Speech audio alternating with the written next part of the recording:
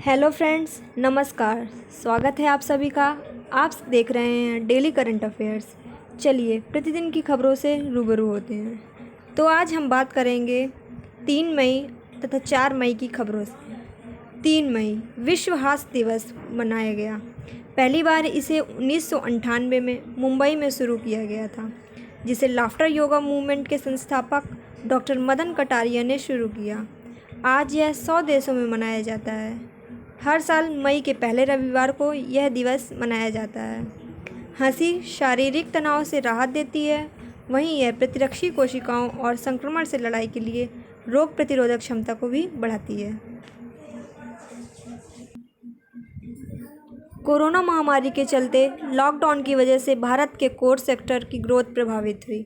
भारत के core sector में कच्चा तेल, इस्पात, प्राकृतिक गैस, रिफाइनरी उत्पाद, सीमेंट, उर्वरक, बिजली और कोयला शामिल है। हाल ही में वाणिज्य मंत्रालय द्वारा जारी किए गए आंकड़ों के अनुसार भारत के मुख्य उद्योगों का उत्पादन मार्च 2020 में लॉकडाउन के कारण सिकुड़ गया है। मार्च के महीने में कोर उद्योगों का उत्पादन 6.5% घटा है। यह 2012 के बाद सबसे तेज कमी है। परिवहन क्षेत्र पूरी तरह से रुका होने के कारण पेट्रोलियम क्षेत्र में 0.5% की गिरावट आई है। बिजली की मांग में भी 7.2% की कमी आई है। उत्पादन अपेक्षाकृत कम हो गया था। निर्माण क्षेत्र के पूरी तरह से बंद होने के बाद सीमेंट उद्योग में 25% की गिरावट, स्टील उत्पादन की मांग में 13% की कमी आई है। कोयला एकमात्र ऐसा क्षेत्र है जिसमें सकारात्मक वृद्धि दर्ज की गई है। औद्योगिक उत्पादन सूचकांक में 8 कोर उद्योगों का भार 40.27% है। इन उद्योगों के उत्पादन में गिरावट के साथ देश को बहुत कम आर्थिक उत्पादन का सामना करना पड़ता है। बात करते हैं कोयला मंत्रालय द्वारा शुरू की गई परियोजना निगरानी इकाई। कोयला मंत्रालय ने हाल ही में केंद्र सरकार द्वारा आवंटित की गई कोयला खानों के जल्द परिचालन की सुविधा के लिए एक परियोजना निगरानी इकाई शुरू की है। इकाई शुरू करने का उद्देश्य अधिक बोली लगाने वालों को आकर्षित करना है। परियोजना निगरानी इकाई ईज़ ऑफ डूइंग बिजनेस की सुविधा प्रदान करेगा, क्योंकि यह खानों को संचालित करने के लिए समय पर स्वीकृति प्राप्त करने में कोयला खानों की सहायता करेगी। यह इकाई खदानों को राज्य और केंद्र सरकार के अधिकारियों से उनके संचालन के लिए मंजूरी लेने से भी मदद करेगी। ईज़ ऑफ डूइंग बिजनेस की बात करें तो विश्व बैंक द्वारा जारी रैंकिंग में ईज़ ऑफ डूइंग बिजनेस में भारत ने 63वां स्थान हासिल किया है। 2019 रैंकिंग में भारत शीर्ष 10 सुधार करने वाले देशों में से एक था। यह इकाई भारत को और बेहतर बनाने और अंतर्राष्ट्रीय व्यापार को बढ़ावा देने में मदद करेगी। भारत में कोयला उत्पादन। भारत में दुनिया का 5वां सबसे बड़ा कोयला भंडार है। भारत में कोयले का उत्पादन करने वाले प्रमुख राज्य ओडिशा, झारखंड, बिहार, पश्चिम बंगाल, छत्तीसगढ़, मध्य प्रदेश और तेलंगाना हैं।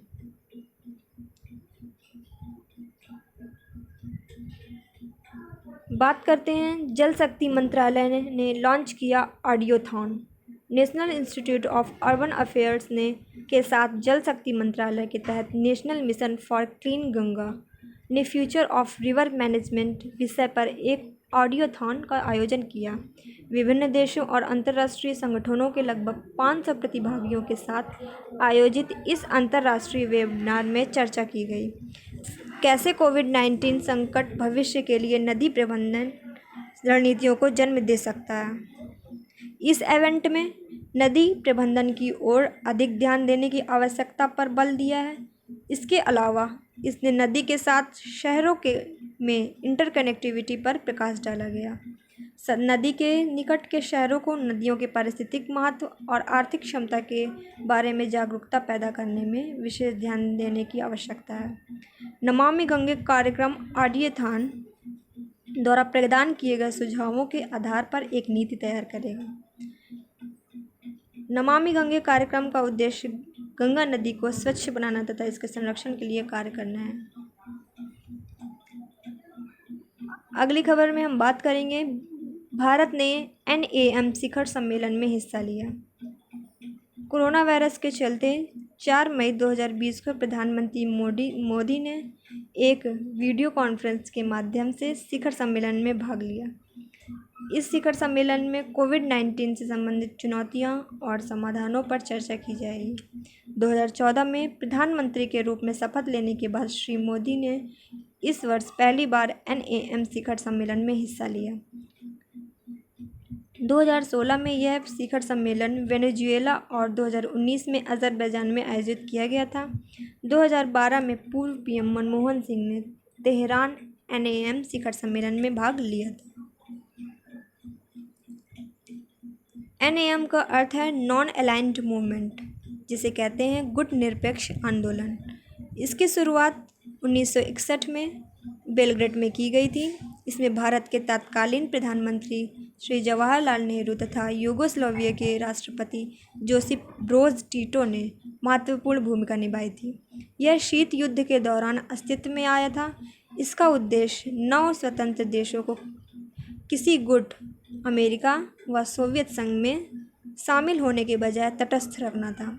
गुट निरपेक्ष आंदोलन के 120 सदस्य तथा 17 पर्यवेक्षक हैं। गुट निरपेक्ष आंदोलन के सिद्धांत। गुट निरपेक्ष आंदोलन के 5 प्रमुख सिद्धांतों में परस्पर समान, आपसी और आक्रामकता, समानता और पारस्परिक लाभ, घरेलू मामले में आपसी गैर हस्तक्षेप और शांतिपूर्ण सहअस्तित्व शामिल हैं। चलिए अगली खबर में हम बात करते हैं भारत मार्केट। CAIT ने राष्ट्रीय ई-कॉमर्स मार्केट प्लेस लॉन्च किया। Confederation of all India traders CAIT ने भारत मार्केट नामक एक राष्ट्रीय ई-कॉमर्स मार्केट प्लेस लॉन्च किया है। इस पोर्टल में खुदरा विक्रेताओं की भागीदारी सुनिश्चित की जाएगी और इस मंच में 95% खुदरा व्यापारियों को लाने का लक्ष्य रखा गया है। यह पहल वाणिज्य और उद्योग मंत्रालय द्वारा निर्देशित और समर्थित है। भारत सरकार ने देश में ई-कॉमर्स बाजार को विकसित करने के लिए कई उपाय किए हैं। हाल ही में लगभग 200 मंडियों को ENM प्लेटफॉर्म से जोड़ा गया, जिसका जिक्र हम पिछली वीडियो में कर चुके हैं। वर्तमान में इस प्लेटफॉर्म में लगभग 785 मंडियां संचालित हैं। इससे अधिक जानकारी के लिए आप मेरी पिछली वीडियो को भी देख सकते हैं।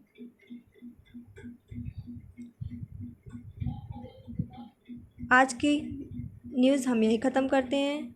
प्लीज़ लाइक करें, कमेंट करें और मेरे चैनल को सब्सक्राइब करें। Thank you.